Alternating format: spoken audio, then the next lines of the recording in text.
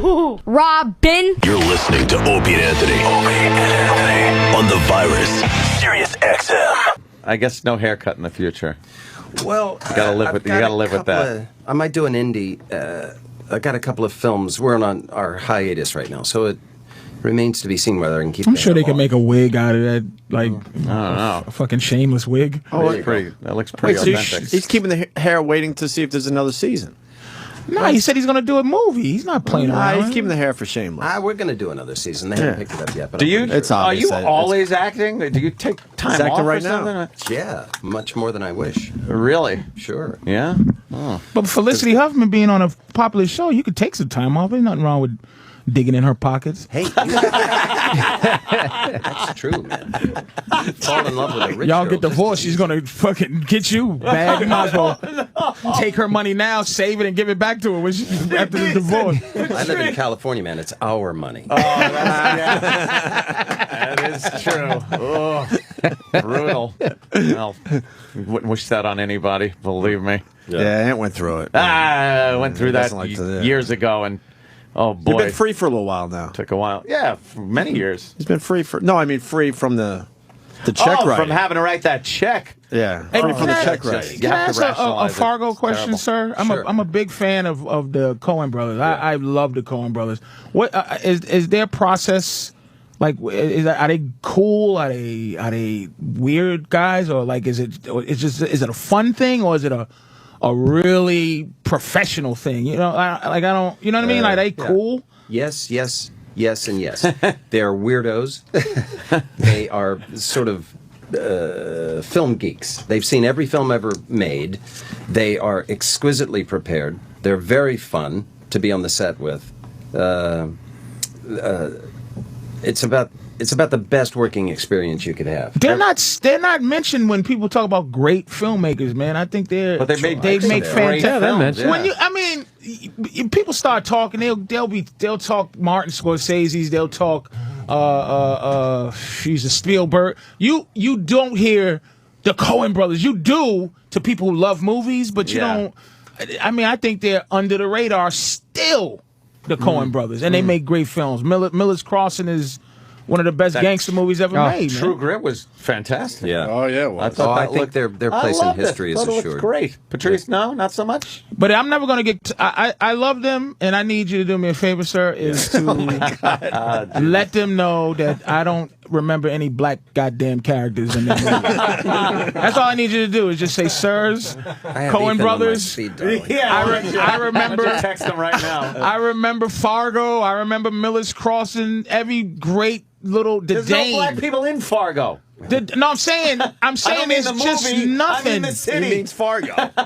Just what I'm saying. Put one in. Coen brothers are into realism, so like, they're gonna do Fargo. They put a Chinese guy in fucking Fargo. There's They Chinese could've made food everywhere. There's Chinese restaurants everywhere. Patrice. I got just saying sushi in Nebraska. It's hard to love the Coen brothers like I do, and there's just no black characters in there. They've never pushed one. They're playing the percentage. I mean, they fucking put over Javier Bardem, this foreign guy. They put him over. Just put one black character over. That's all I'm saying. Patrice O'Neill. No, I'm not even saying me. I don't know if I can pull it off, but they're great. But I'm saying it's hard to stay focused. That's all. You ever see him get upset with each other on the set? Anything like that? It's kind of got to be hard to work. One's together kind of like in that. charge though. Like it's never directed by them. It's like directed by one of them, and then the other one's like the writer or something. Ethan writes more and Joel directs more, but they both do both. I mean, they're both. They're on set amazing, now. man. They're sure. damn amazing. And one of them's married to the star of Fargo, Frances McDormand. McDormand. Yeah, right, It's amazing. yeah. What a great incestuous business. I love They this made business. movies before they got married, though. They said it again? They were making films together before. Oh, they Frances McDormand, back in. But Fargo is her big one though, right? She won an Oscar. What is your favorite role you ever did? Like, just like you go, man, you felt good after you did that one. It's like naming your favorite child. You can't quite do that. But I did a little film called Happy Texas that I just adored. Nobody ever saw it, but I liked it. There's a Mammoth film called State and Maine. I had a great time in that. I did one of the Jurassic Parks. That was... Yeah. Yes. Right. Oh, you did one of the... Oh, yeah. I'm sorry. Holy fuck balls. They were just running out of dinosaurs. How about we invent one with a fucking that has a smiley face and a hat and it's. We're trying to make friends with this guy. No, I'm saying he knows. No, but maybe he doesn't. Goddamn knows. What was your favorite? Like, I want to go back to Happy Texas actually, because you said you liked that film. Why didn't anyone see it? I don't know. Is it a film that people should have saw?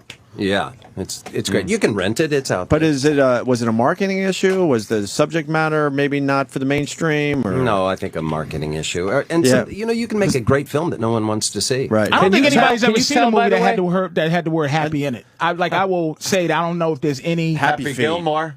Happy Gilmore. Come on, man, that's not fair. I mean, like, because happy in serious movies always turns into something very weird. Like, But that's Can you tell, by the way, can you tell when, after you've made a movie, when you see the marketing, can you tell at this point going, oh, God, they're not marketing this right, this is going to tank? Can you tell? As you're sitting at home watching, if you're excited about a movie and you're watching the advertising and just the way they're marked, like, did you know as they were marketing Happy Texas, like, they're doing this all wrong?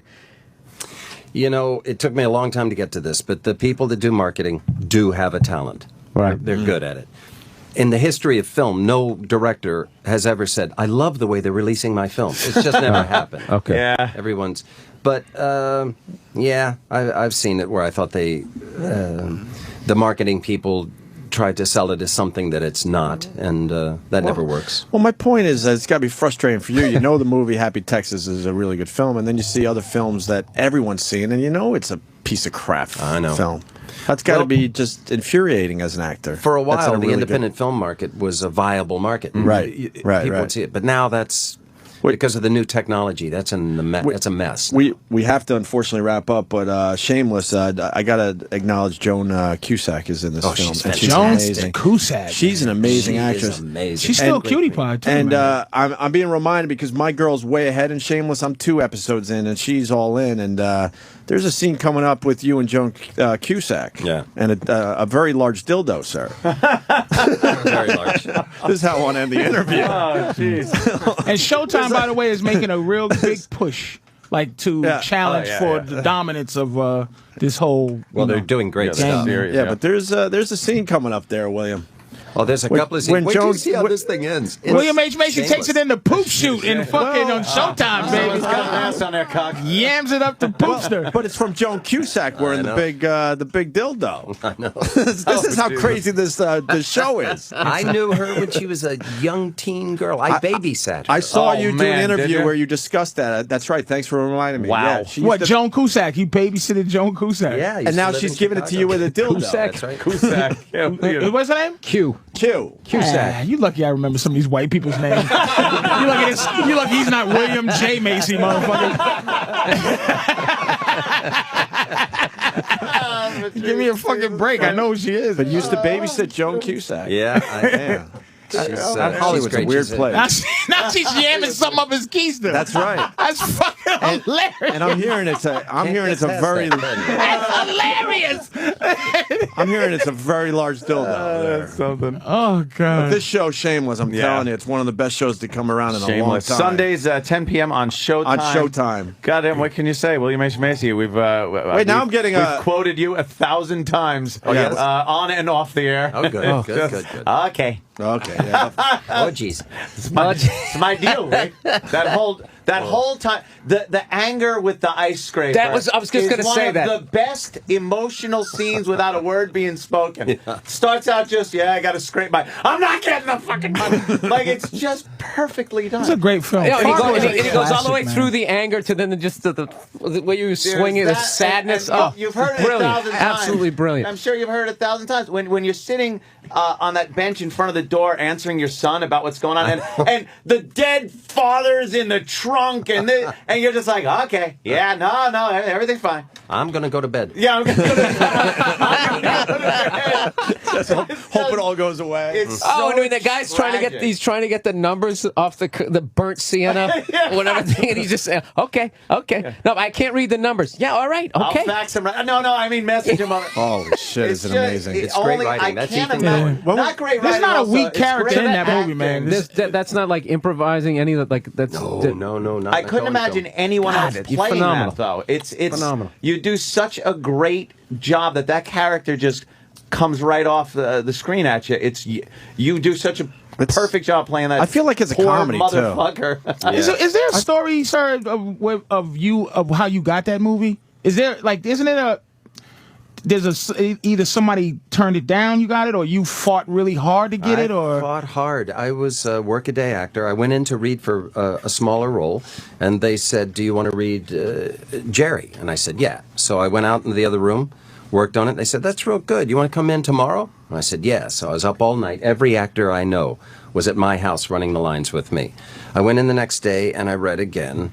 And because I knew not only was it a great script and it was the Coen brothers, but it was my role. I mean, I could just see it was written for a portly bald guy. Really? So it didn't work that way, but I knew it was mine. You were such a great and then they went to car New York. salesman. Did you feel when after you did the audition, did you walk out going, I nailed that, I got that? I did nail it, and then I found out that they were in New York auditioning, so I got my skinny Lutheran ass on an airplane and it's not an apocryphal story. I walked in and I said, "I'm scared you're going to screw this up by giving the role to somebody else." I read again. Wow. And I said, "I'll shoot your dog if you give this role." Because Ethan has a dog. Yeah. Isn't that amazing? Like I you earned still it. like I read it. It was definitely. it was bigger than the average. Like you read and got it. It was like they had somebody else, and he just would not let him go. Yeah, we got to go.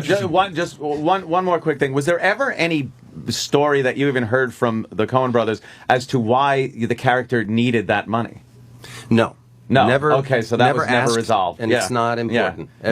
I've always felt everything you need is on the page. Backstory has never. I think the movie. character itself, you realize he must have screwed something up. Sure. And needed the money. When was the last time you saw the movie? Like, we could put it on tomorrow and enjoy it again I know, easily. it's just- Can I, A couple of years. I'll be huh? perfectly honest. I was watching it last night. Yeah, really. It's got insane rewatchability. It really does. And I'm telling you, I mean, Shameless is Yeah. a great show. Yeah, I'm telling you, Sundays at 10 on Showtime. I haven't had this much fun in a long time. It's a great show. great. The characters and the situations, it's unbelievable. Let's get him out of here before we get in trouble. All right. Yeah. Thank you, boys. Yeah, thank you. And you got to William say H. it, though. You Macy. got to say it as he What? leaves. Oh, yeah. He's fleeing the interview. Yeah, He's fleeing the interview. Yes. He's fleeing interview. Why don't you go talk to old Bill Deal? He's fleeing interview. Either that and a story. The great William H. Macy, Showtime, 10 o'clock Sunday night, Shameless. Tell him, Fred. The Virus. Sirius-XM.